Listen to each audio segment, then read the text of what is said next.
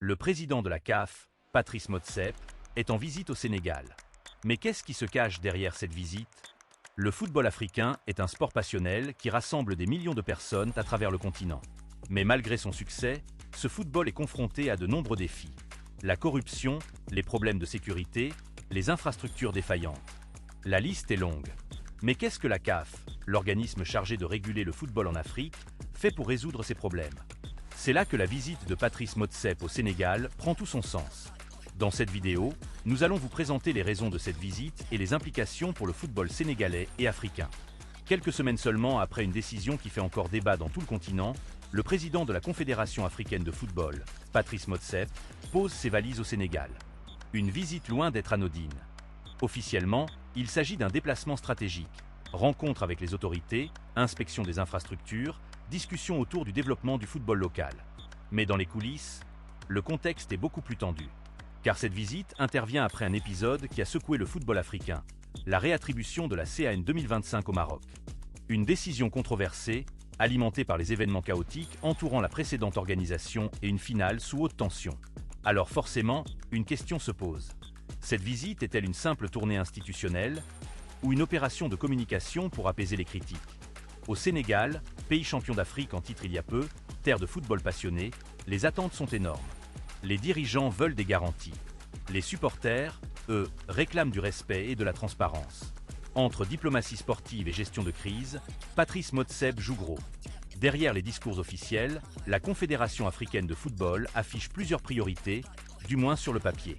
Premier objectif, professionnaliser le football africain. Cela passe par la modernisation des infrastructures, l'amélioration des compétitions locales et surtout, une meilleure gestion financière. Deuxième axe, renforcer la crédibilité des compétitions africaines. Après plusieurs polémiques, la CAF tente de redorer son image.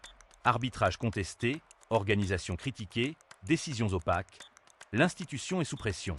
Troisième priorité, développer le football de base. Académie, formation des jeunes, encadrement technique. La CAF promet d'investir davantage pour préparer la prochaine génération. Mais la vraie question est ailleurs. Ces objectifs sont-ils réellement suivis d'actions concrètes ou restent-ils de simples annonces? Car sur le terrain, les écarts restent énormes entre les nations. Certains pays progressent rapidement, pendant que d'autres stagnent, voire reculent. Et pendant ce temps, les talents africains continuent de s'exporter massivement vers l'Europe, faute de structures solides sur le continent. Le football africain regorge de talents. Mais il est aussi miné par des problèmes structurels profonds. Premier défi, la gouvernance. Manque de transparence, soupçons de corruption, décisions contestées, la confiance entre les acteurs du football et les institutions est fragilisée. Deuxième problème, les infrastructures. Stades non homologués, terrain impraticable, équipements insuffisants. À ce niveau, difficile de rivaliser avec les standards internationaux. Troisième défi majeur, l'exode des talents. Les meilleurs joueurs quittent très tôt le continent. Résultat, les championnats locaux perdent en qualité, en visibilité et en attractivité.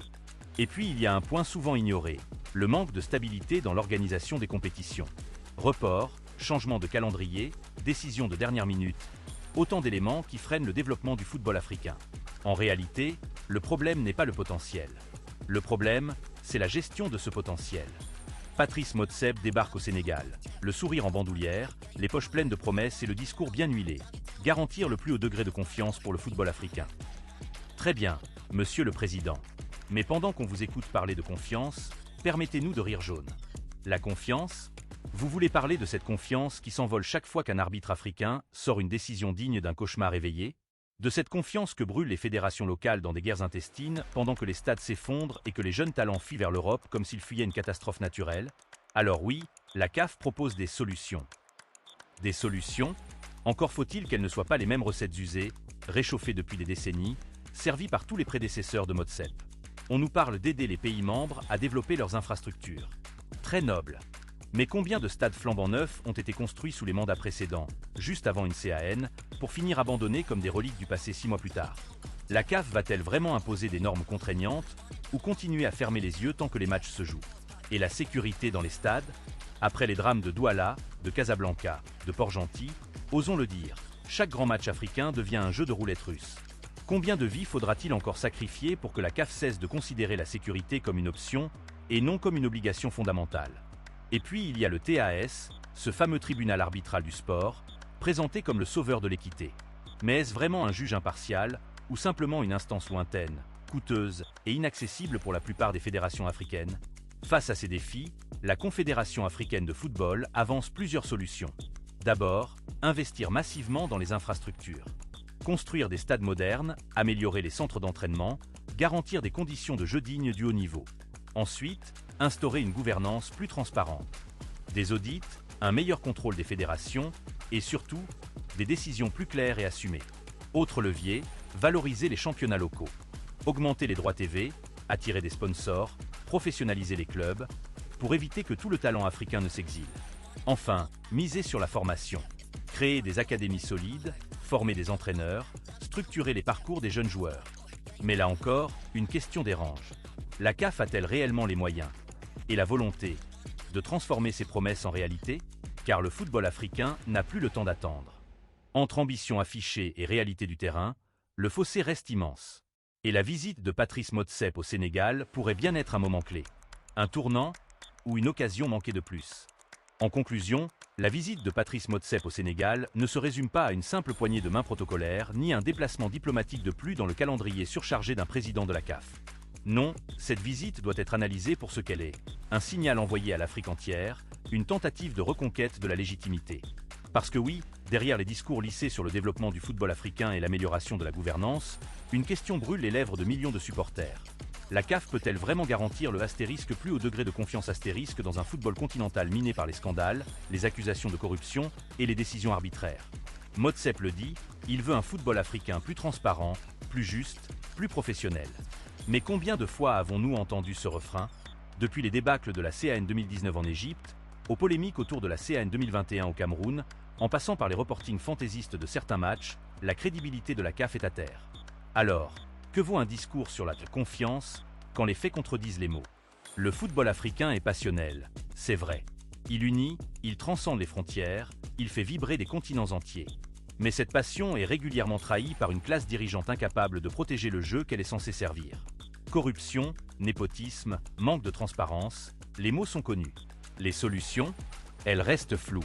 Motsepe parle de confiance, mais la confiance, elle, ne se décrète pas. Elle se construit par des actes, par des sanctions exemplaires, par des élections libres, par une justice et équité forte, par un vrai plan de développement à long terme, pas des annonces médiatiques creuses. Alors, sérieusement, cette visite au Sénégal est-elle le début d'un vrai changement ou juste une nouvelle scène d'un spectacle bien rodé?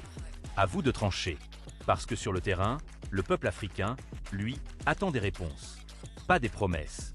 Si vous êtes d'accord avec nous, abonnez-vous à notre chaîne pour plus de contenu sur le football africain. Nous vous proposons des analyses, des débats et des actualités sur le football africain. N'oubliez pas de liker et de partager cette vidéo avec vos amis et votre famille. En conclusion, la visite de Patrice Motsepe au Sénégal est un tournant pour le football africain. La CAF a pour objectif de développer le football en Afrique et de garantir le plus haut degré de confiance pour le football africain. Mais qu'est-ce que cela signifie concrètement? Nous allons essayer de répondre à cette question dans les prochaines vidéos. Qu'est-ce que vous pensez de la visite de Patrice Motsepe au Sénégal? Quels sont les défis auxquels le football africain est confronté? Nous attendons vos commentaires et vos suggestions pour les prochaines vidéos. Merci de regarder cette vidéo. N'oubliez pas de vous abonner à notre chaîne pour plus de contenu sur le football africain. Nous vous proposons des analyses, des débats et des actualités sur le football africain. Dans les prochaines vidéos, nous analyserons les nouvelles règles et compétitions comme la CAN A28, la Ligue des Nations africaines et plus encore.